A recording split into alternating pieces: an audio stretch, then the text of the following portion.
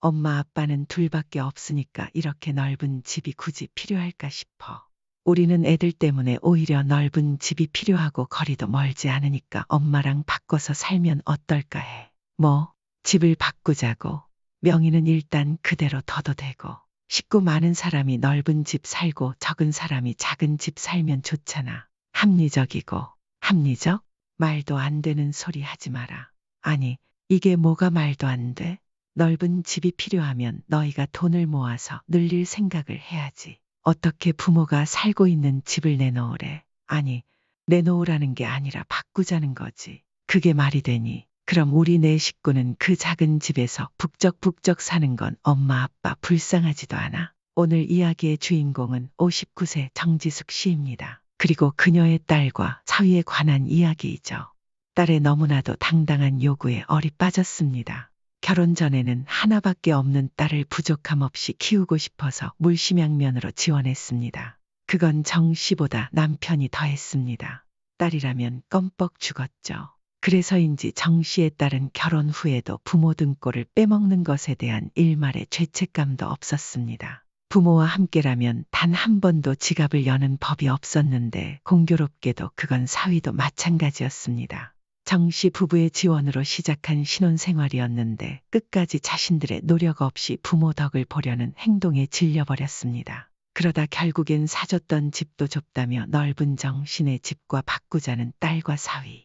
그런데 그 태도가 꼭 맡겨놓은 것을 돌려받는 듯 했습니다. 그동안 해달라는 것을 다 해주니 오히려 고마움을 모르는 딸과 사위에게 정 씨도 더 이상 뒷바라지는 하지 않기로 결심했습니다. 정 씨의 남편은 외동딸인 이뮤나를 끔찍하게 아꼈습니다. 임신 초기 때부터 딸 타령을 했는데 딸 라온이 세상을 다 가진 듯 했죠. 그래서 정 씨보다 유별나게 딸을 공주처럼 키웠습니다.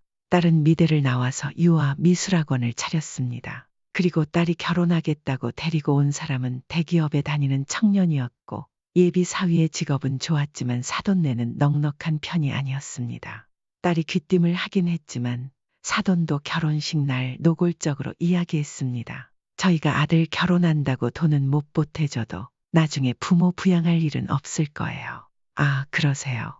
도와주진 못해도 부양해 달라고도 안 하는 게 다행이라고 생각해야 하는 것인지. 돈이 있으면 해주겠지만 없는 걸 어쩌겠어요. 그런데 저희 아들이 그러는데 그쪽에서 집을 해주신다고요? 아, 네. 사정 얘기를 들어서. 그래도 집 한 채는 있는 상태로 결혼 생활 시작하는 게 좋잖아요. 그건 그렇죠. 그렇게만 해주신다면 저희야 감사하고요. 이미 딸과도 이야기가 다 된 바였습니다. 그래서 아파트도 알아보고 있는 상태였습니다.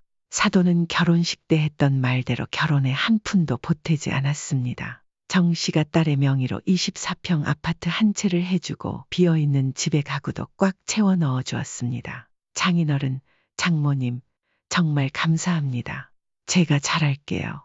유나도 행복하게 해주고요. 사위는 무척 기뻐했고 그 말처럼 딸에게 참 잘했습니다.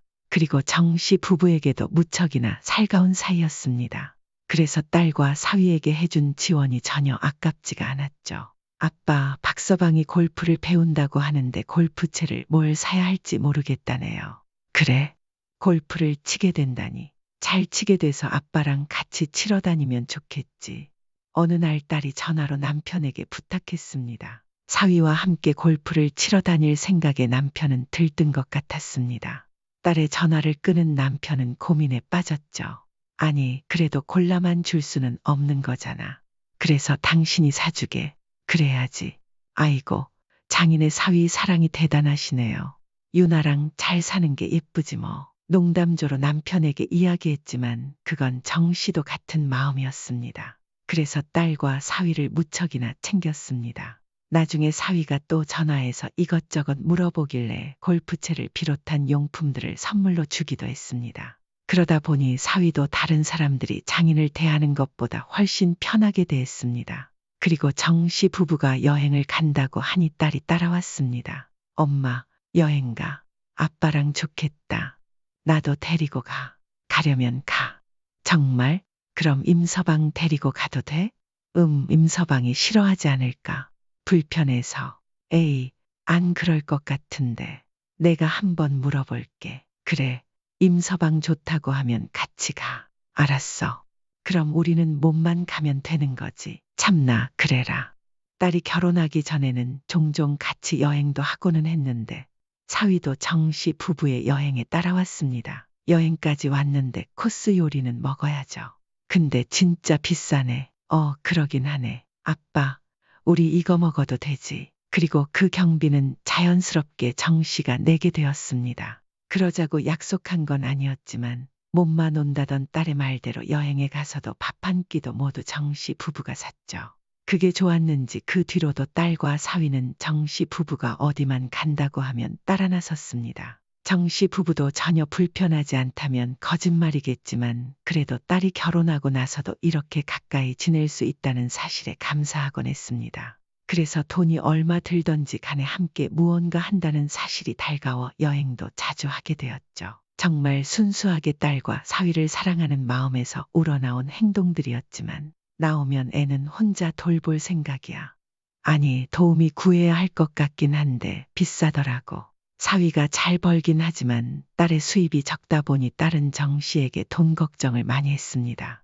그래서 아이를 낳은 병원비와 조리원 비용까지 정 씨 부부가 대신 내줬습니다. 그럼 엄마가 사람 구해줄 테니까 넌 빨리 회복하고 쉬어. 그리고 조리원에서 돌아온 뒤에도 도우미 비용을 정 씨 부부가 부담했습니다. 하나밖에 없는 딸이 고생하는 걸 보는 게 싫었기에 이런 지원이 전혀 아깝지 않았죠. 하지만 남편의 환갑에 함께 간 여행이 정 씨의 생각을 조금 바꾸는 계기가 되었습니다.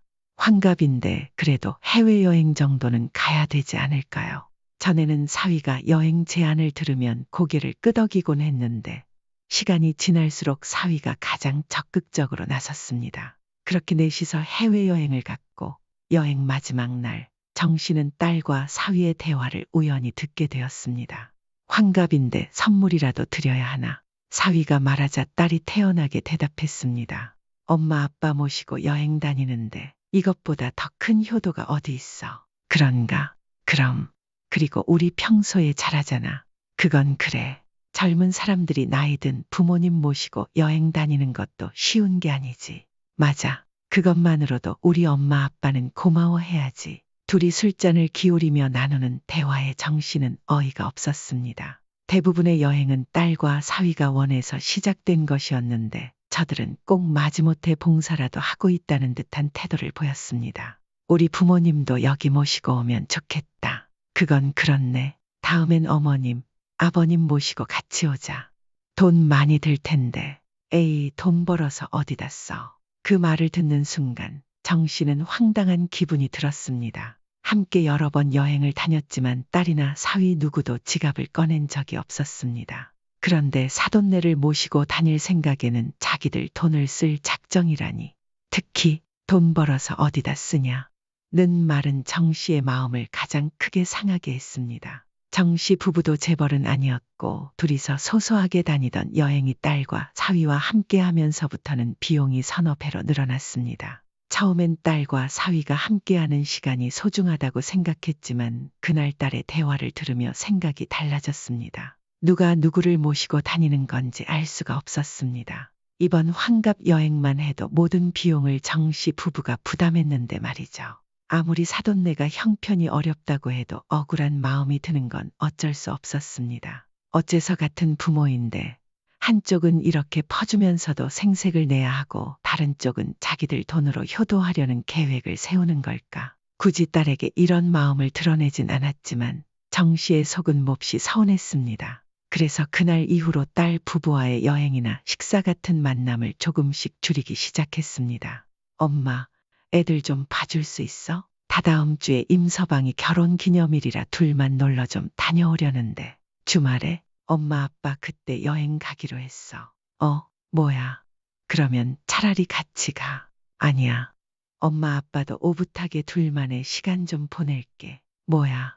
어디로 갈 건데? 글쎄, 아직 모르겠네. 같이 가지. 우리만 빼놓고 좋은 데 가려고 그러는구나. 이렇게 딸과 사위와 약간의 거리를 두기 시작하니 그들의 속마음이 더 잘 보이기 시작했습니다.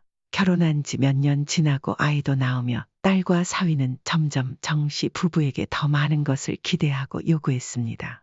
은근히 이거 해달라, 저거 해달라, 뭐가 갖고 싶다, 어디 가고 싶다며 딸과 사위는 계속해서 요구를 늘어놓았습니다. 정씨 부부도 한때는 그저 딸이 예뻐 보여 생각 없이 그래 그러자 했지만 이제는 자식에게 씌워졌던 콩깍지가 조금씩 벗겨지고 있었습니다. 그러던 어느 날 어버이날이라고 딸에게서 전화가 왔습니다. 오랜만에 만나서 맛있는 거 먹어요.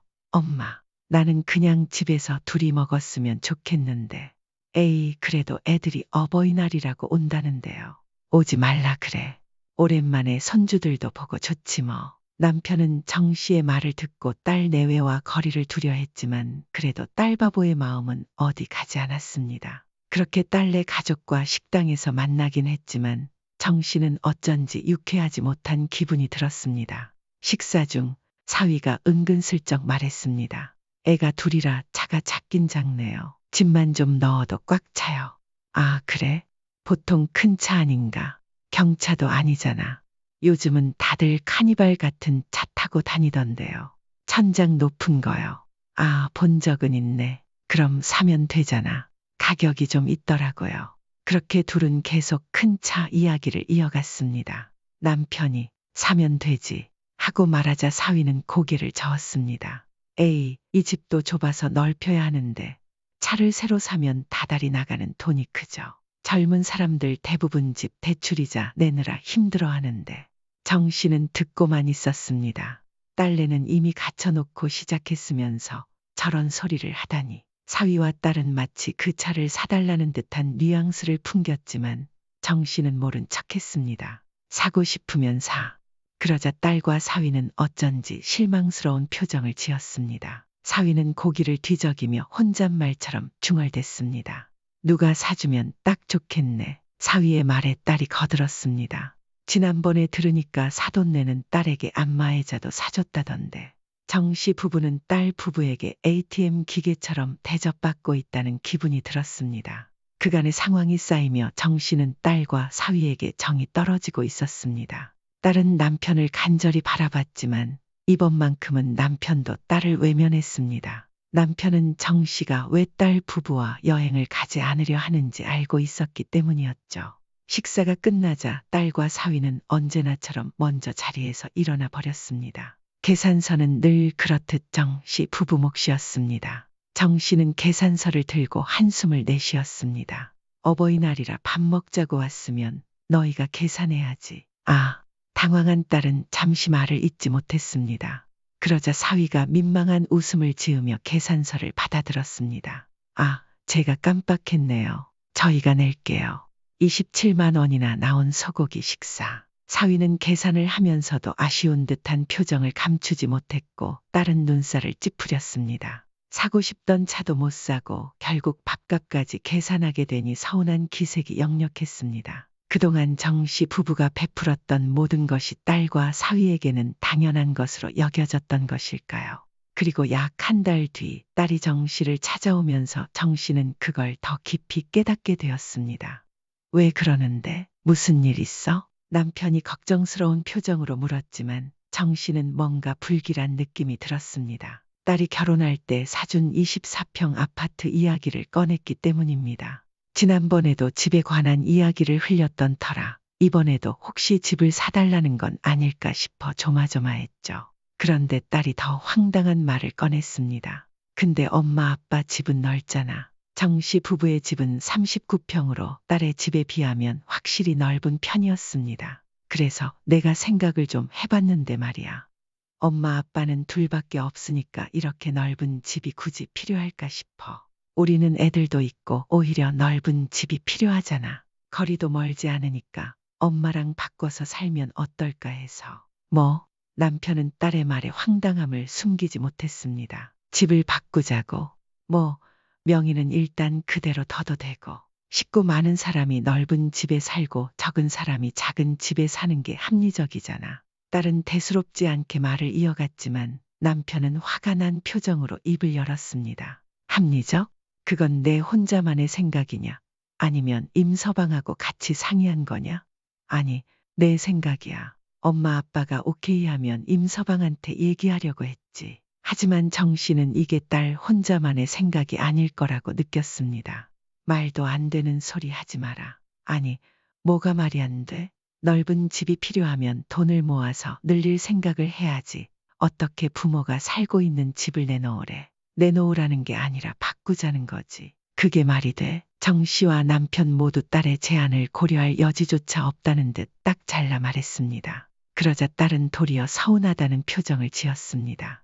그럼 우리 네 식구가 그 작은 집에서 북적북적 사는 건 엄마 아빠는 안쓰럽지도 않아. 기가 막힐 노릇이었습니다. 부모에게 받은 집에서 살고 있는 딸을 왜 안쓰러워해야 하는지 정 씨는 도무지 이해할 수 없었습니다. 딸은 더 이상 숟가락을 들지 않고 자리에서 일어섰습니다. 나 이만 가볼게. 그리고 그날 이후로 딸은 한동안 정 씨에게 연락을 하지 않았습니다. 사위 역시 자주 연락하던 모습과는 달리 깜깜무소식이었습니다. 돈 때문에 이렇게 되나 싶어 정 씨는 속으로 생각했습니다. 그동안 해줄 거 다 해줬는데 더 해주지 않는다고 이렇게 섭섭해하니 그저 한숨이 나왔습니다. 이제 알았습니다. 그동안 딸에게 너무나도 많이 베풀었던 것 같다고.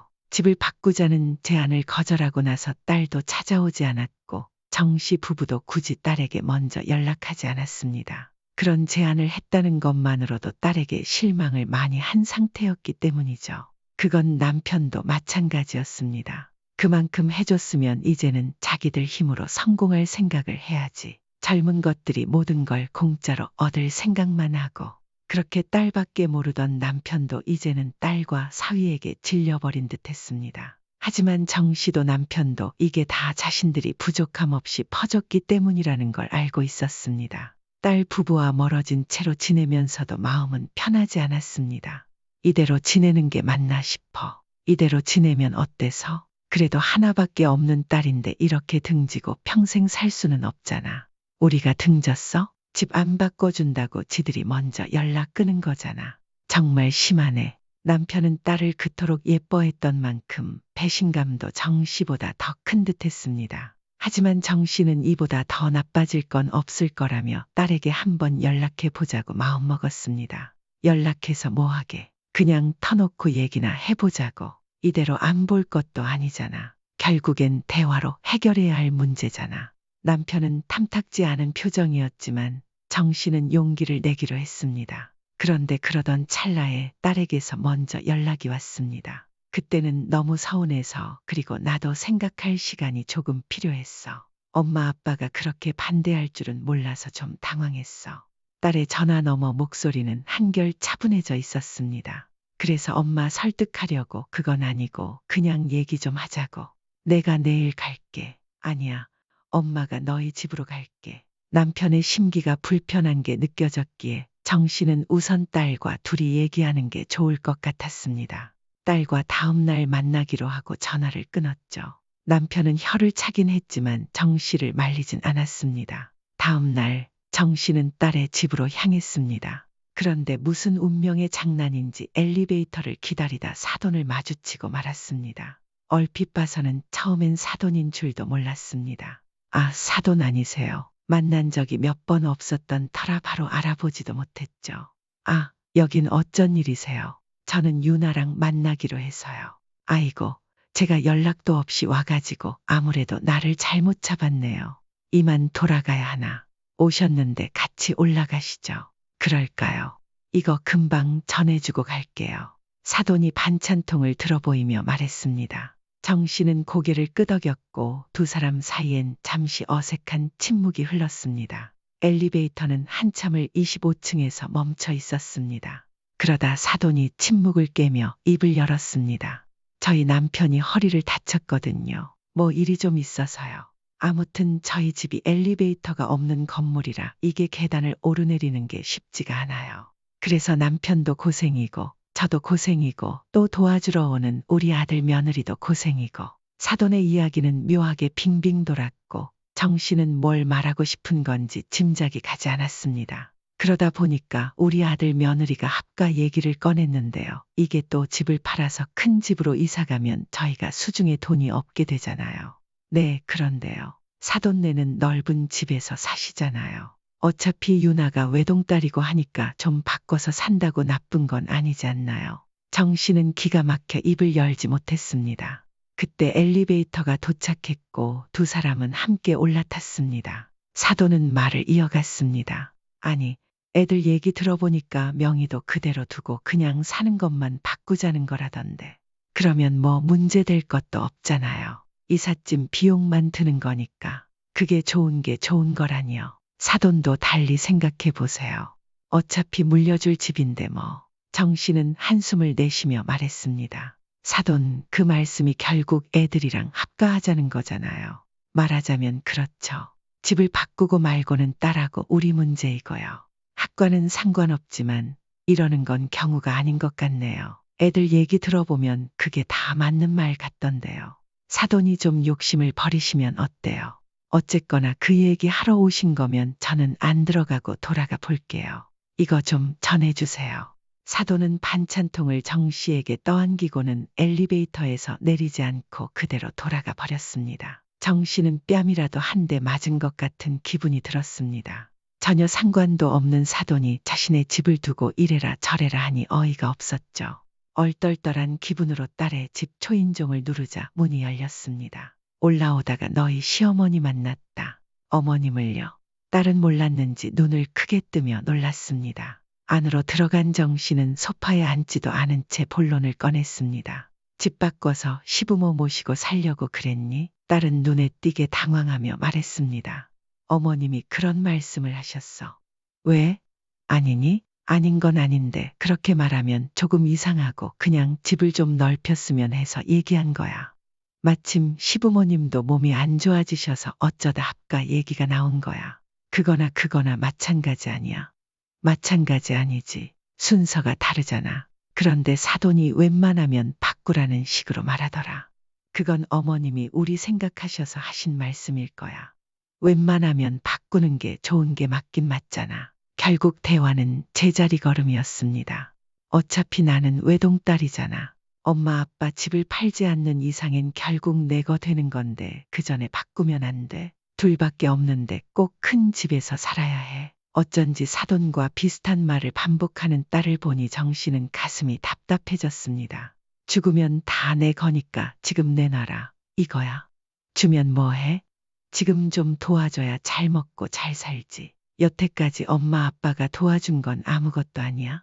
집 사줬으면 됐지. 살고 있는 집까지 내놓으라니 그런 애가 어디 있어. 그러면 나중에 엄마 아빠 늙으면 너희가 책임질 거야. 그러자 딸은 아무 말도 하지 못하고 입을 꾹 다물었습니다. 그것마저도 서운했습니다. 거동도 못하는 것도 아니고 허리 좀 다친 걸로 시부모와 합가를 하겠다는 딸이 정 씨 부부가 늙으면 부양할 거냐는 질문에는 대답조차 하지 않았습니다. 그러면서도 자신이 원하는 건 들어달라는 딸의 모습에 정 씨는 황당함을 감출 수 없었습니다. 나는 그냥 좀 안정적으로 살아보려고 꺼낸 말인데 솔직히 엄마가 이렇게까지 화내는 이유를 모르겠어. 엄마가 크게 손해보는 것도 아니고 그냥 살고 있는 집만 조금 작아지는 거잖아. 집 바꾸면 그걸로 끝이야. 더 이상 차 바꿔달라, 뭐 해달라 안 할게. 딸의 변명에 정 씨는 깊은 한숨을 내쉬었습니다. 근데 엄마 아빠는 너한테 이렇게 한없이 퍼주다가 빈털터리가 될 것 같아. 그리고 늙어서 부양도 못 받고 길바닥에 나앉을 것 같아. 아니, 그건 일어나지도 않은 일이잖아. 그냥 좀 도와주면 안 돼? 바꿔주지 않을 거면 큰 집으로 이사가게 보태줘. 정 씨는 순간 말문이 막혔습니다.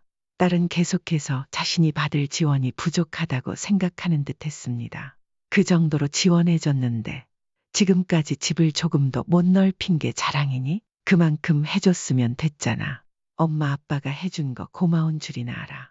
고맙기는커녕 너는 부모 덕에 산다는 걸 아예 당연하게 여기잖아. 넓은 집이 필요하면 너희가 벌어서 사. 그리고 엄마 아빠가 번 돈은 내가 아무리 외동딸이라도 너한테 줄 의무는 없는 거야. 왜 없어? 자동으로 나한테 오는 거지. 정 씨는 헛웃음을 지었습니다. 그럼 차라리 엄마 아빠 빨리 죽으라고 고사를 지내지 그래. 아, 왜 그렇게 삐딱해. 나는 그런 뜻이 아니잖아. 그렇게 생각한다면 차라리 사회에 다 기부해버릴 거야. 그게 더 의미 있겠다. 그건 너무하지 않아? 너무한 건 너야.